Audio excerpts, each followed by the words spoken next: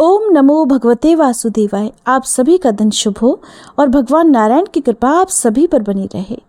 इससे पहले का अध्याय उम्मीद है आप सभी ने सुन लिया होगा।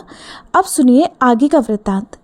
देवर्षि नारद बोले, भगवान गोलोक में जाकर क्या करते हैं, हे पाप रहित मुझ श्रोता के ऊपर कृपा करके कहिए।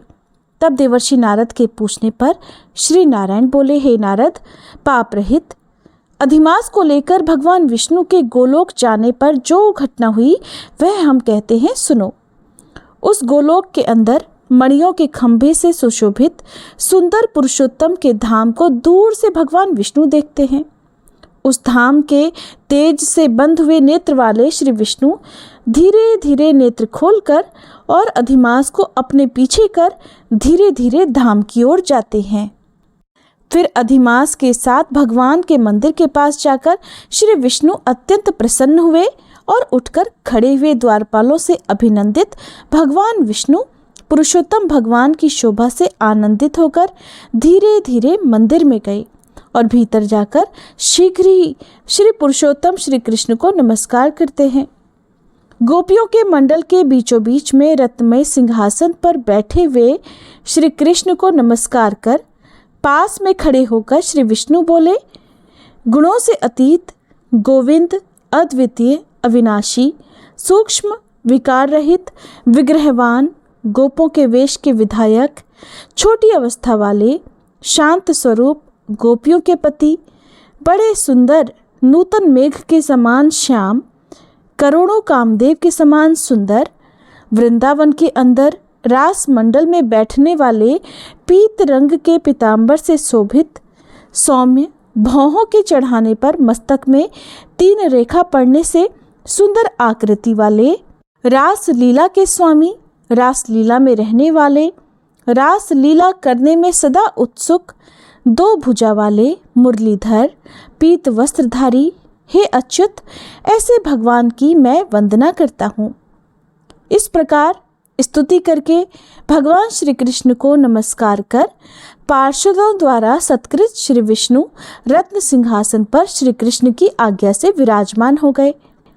श्री नारायण देवर्षि नारद से बोले, हे नारद, यह श्री विष्णु का किया हुआ स्तोत्र प्रातःकाल उठकर जो पढ़ता है उसके सभी पाप नष्ट हो जाते हैं और अनिष्ट स्वप्न भी अच्छे फल को देते हैं और पुत्र पौत्र आदि को बढ़ाने वाली भक्ति श्री गोविंद में होती है। अकीर्ति का नाश होकर सत्कीर्ति की वृद्धि होती है। नारद, अब भगवान विष्णु विराजमान हो गए और श्री कृष्ण के आगे कांपते हुए अधिमास को श्री कृष्ण के चरण कमलों में नमन कराते हैं। तब श्री कृष्ण ने श्री विष्णु से पूछा कि ये कौन है, कहाँ से यह आया है, क्यों रो रहा है? इस गोलोक में तो कोई भी दुख भागी होता ही नहीं। इस गोलोक में रहने वाले तो सर्वदा आनंद में मगन रहते हैं। ये लोग तो स्वप्न में भी दुष्ट वार्ता या दुख भरा समाचार सुनते ही नहीं।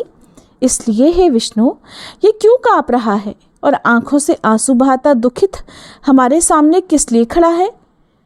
श्री नारायण बोले, हे देवर्षि, नवीन मेघ के समान श्याम सुंदर गोलोक के नाथ का वचन सुन सिंहासन से उठकर महाविष्णु अधिमास की संपूर्ण दुख गाथा कहते हुए बोले।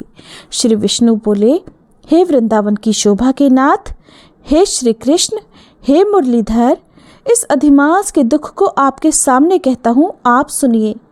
इसके दुखी होने के कारण ही स्वामी रहित अधिमास को लेकर मैं आपके पास आया हूँ। इसके उग्र दुख रूप अग्नि को आप शांत कीजिए। ये अधिमास सूर्य की संक्रांति से रहित है, मलिन है, शुभ कर्म में सर्वदा वर्जित है। स्वामी रहित मास में स्नान आदि नहीं करना चाहिए, ऐसा कहकर वनस्पति आदिकों ने इसका निरादर कर दिया है।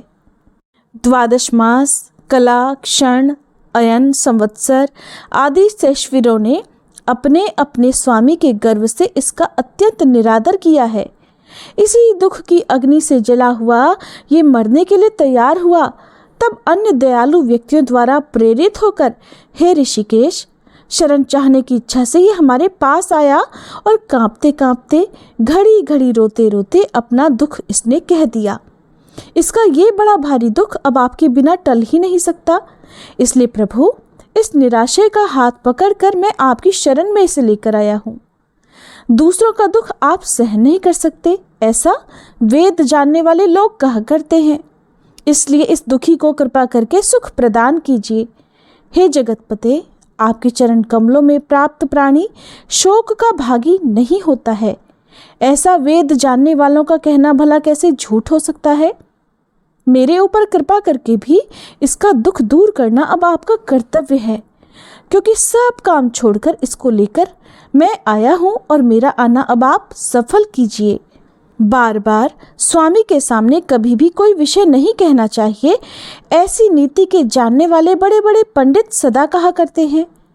इस प्रकार अधिमास का सब दुख भगवान श्री कृष्ण से कहकर श्री हरि कृष्ण के मुख कमल की ओर देखते हुए श्री कृष्ण के पास ही हाथ जोड़कर खड़े हो गए। इतना वृतांत सुनने के बाद शौनक आदि ऋषियों ने पूछा, हे सूत जी, आप तो दाताओं में श्रेष्ठ हैं, आपकी दीर्घायु हो, जिससे हम लोग आपके मुख से भगवान की लीला के कथारूप अमृत का पान करते रहें। हे सूत जी, गोलोकवासी भगवान श्री कृष्ण ने श्री विष्णु के प्रति फिर क्या कहा और क्या किया, ये सब लोकोपकारक श्री विष्णु और श्री कृष्ण का संवाद अब आप हम लोगों से भी कहिए। परम भगवत भक्त नारद जी ने नारायण से फिर क्या पूछा? हे सूत जी, इसको आप इस समय हम लोगों से कहिए। नारद जी के प्रति कहा हुआ भगवान का वचन तपस्वियों के लिए परम औषधि है।